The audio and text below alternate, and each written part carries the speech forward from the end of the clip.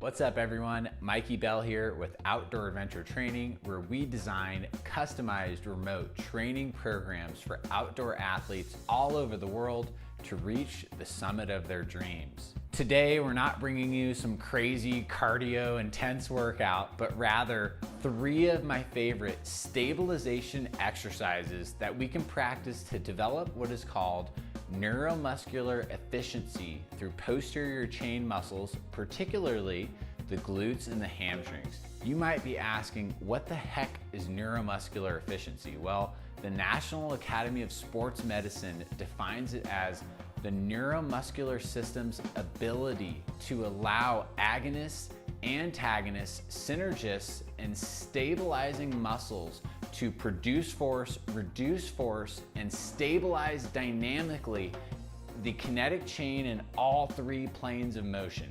Basically, it's just a fancy way of saying your brain's ability to recruit the muscle how you want it to. Ultimately, our goal with these exercises is to improve your ability to recruit these muscles when you're doing activities like hiking, running, walking uphill, mountaineering, trekking, whatever it is you're doing that requires you to move uphill. These are exercises that are going to help stabilize your entire pelvic girdle, which we'll also find out will help stabilize the knee joint. So let's not waste any more time. We're going to get right to it. The first exercise is a classic that a lot of people do, and most people do it incorrectly, which is simply just a step up. So I have an 18-inch foam box here. 18 inches is kind of the sweet spot for practicing a step up, but feel free to start lower if you need to. 12 or 14 inches will be great. So how we're gonna do this is we're just gonna work statically on one leg, meaning we're not switching legs every rep, but rather focus on one leg to really try to build that neuromuscular connection that we're focusing on. So before you even step up, there's some things that we should think about, and we'll start with the foot.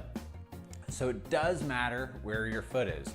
When you're striding forward, that foot should not be crossing the plane of the midline of your body, and obviously we don't want to be stepping out wide. So trying to bring that knee straight up and placing that foot right on top of the box. Now, where the weight in our foot should be, we should be pushing primarily through the heel, meaning we're not leaning forward and pushing into the toe. We'll talk about more why in a second. We're gonna really try to push primarily through the outside edge of the heel. And that's gonna really help externally rotate the knee. And by doing that, that external rotation motion will help engage the gluteal muscles. If we're letting our knee cave in and internally rotate, we're activating our quadriceps and our adductors. And that's not effective for climbing a mountain or walking uphill.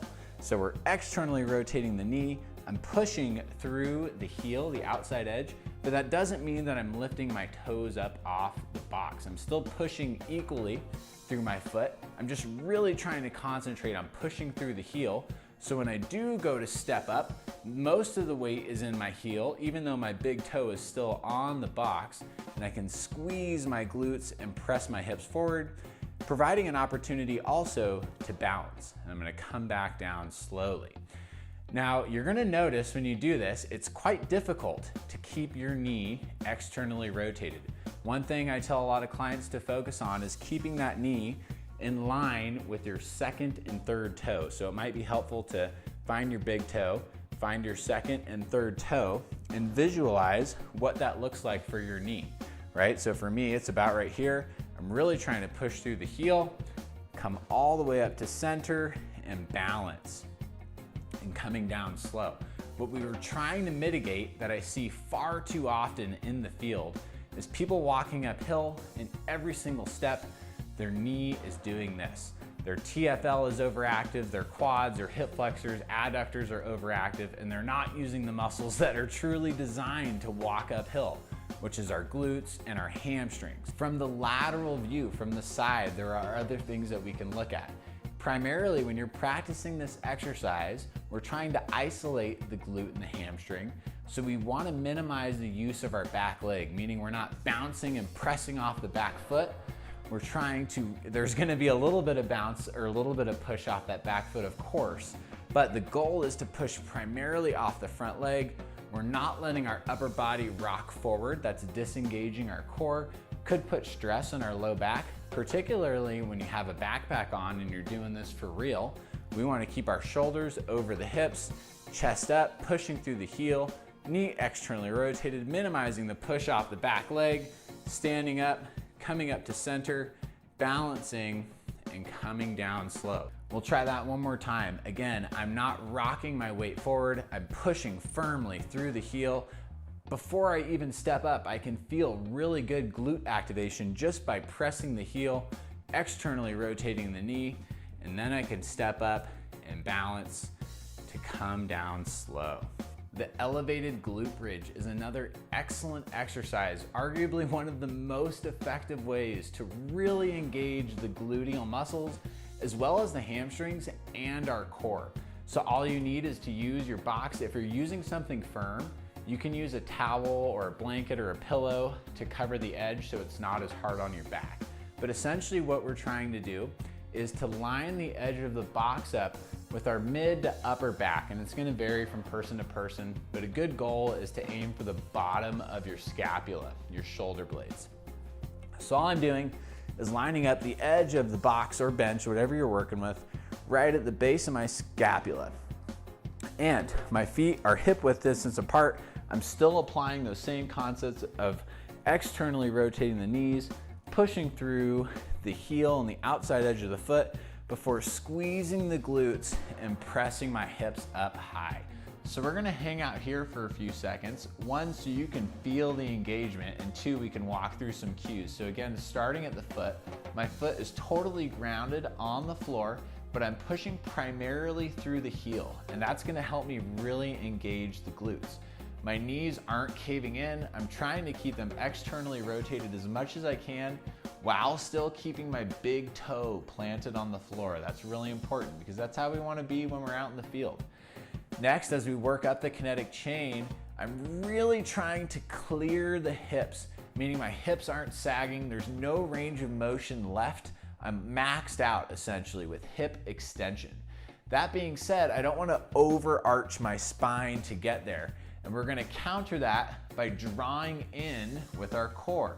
So we're pulling our navel towards our spine while pressing our hips. And that creates a ton of tension through the pelvis, and that's gonna help stabilize through our entire body. And then, okay, we can get a little rest, relax. We're letting the hips hinge down. Notice as I hinge down, my head came off the box. A lot of people do this exercise like this. That's not so good for your spine or your neck. Our spine should stay neutral from the crown of our head all the way through our sacrum, our tailbone. We're letting the hips sink down, my upper body's coming up, and then I'm pressing through the heels, getting maximum glute engagement, really, really intense, squeezing the glutes, holding for as long as you want. And this is really gonna help create that neuromuscular efficiency that we've been talking about and your ability to use your glutes when you're out on the trail. As a fitness professional, I really hope that everyone in the world knows that squats work your glutes and your hamstrings. But unfortunately, that's not how the world is, and that's why I'm here to help teach you how to make that happen. We're gonna do that by using what's called a sit-stand squat technique. So you're still gonna use your bench, and we're actually gonna squat down onto the seat before standing back up. We'll talk about why and how it's effective. So all you're gonna do is face away from the box, and we wanna be pretty close. You don't need to be right up against it by any means. A few inches away should be just fine. Your hands can be just out in front of your chest, and we're really trying to emphasize the motion of sitting back in our squat. Far too often in movement assessments, I see clients pushing their knees to initiate the squat. That's a no-no. It's putting a lot of stress on the knee joint through the quads, which we're trying to avoid. We want to use our hip joint. It's big, it's strong. This is the powerhouse of our body back here. So we're initiating the movement by pushing the hips back behind me. I'm sinking down until my hips touch the box, bench, whatever it is you're sitting on, but I'm not disengaging. I'm not just relaxing and sitting like I'm watching TV. I'm keeping my core engaged, my chest is up, I'm still pushing through the heels, my knees are over the second and third toe, They're gonna stay there as I push and squeeze the glutes and come back up to center. I'm clearing the hips, that same motion that we practiced in the elevated glute bridge. I'm squeezing the glutes, tucking the tailbone under, and really finishing the rep. We call it clearing the hips. We can do this in a step up, we can do this in a lunge, we can do this in any leg exercise to get maximal recruitment through the posterior chain. So again, I'm sinking back, really trying to rock back as much as I can, tapping the glutes, and without rocking forward, without using momentum, I'm stabilizing, pushing through the heels, and coming up to center. Now, one thing to note, depending on your mobility, your flexibility, you might not be able to squat down this far with good form. Your back might start to round, you might get here and then need to drop. That's okay. We can modify it by raising the height of what you're sitting on. So grab a pillow, stack some textbooks, whatever you have accessible to you, to get to the point where we can maintain all of these cues that we're talking about. And in time, as you improve your flexibility, your mobility, your stabilization, this will get better and you will work your way down a little bit deeper. So the last time here, I'm sitting back in the heels, squeezing the glutes to come back up and clear the hips to finish the rep. Those are 3 of my favorite exercises to improve neuromuscular efficiency and your ability to fire your glutes and hamstrings in a functional way. If you like this video, please hit the like button, subscribe to our channel. We're gonna keep pumping these kind of videos out. So there you have it, 3 excellent stabilization exercises that you can practice at home to improve neuromuscular efficiency in the posterior chain using the step up, the elevated glute bridge, and the sit to stand squat. If you like this video, please hit the like button, subscribe to our YouTube channel. We're gonna be pumping out videos as frequently as we can. If there's some other sort of stabilization, mobility, strength, endurance exercises or things that you're having issues with, leave us a note in the comments below and we will make a video for you. We're trying to increase the accessibility of knowledge specifically for outdoor athletes to train more efficiently for their objectives. Once again, I'm Mikey Bell with Outdoor Adventure Training, and we thank you so much for watching today.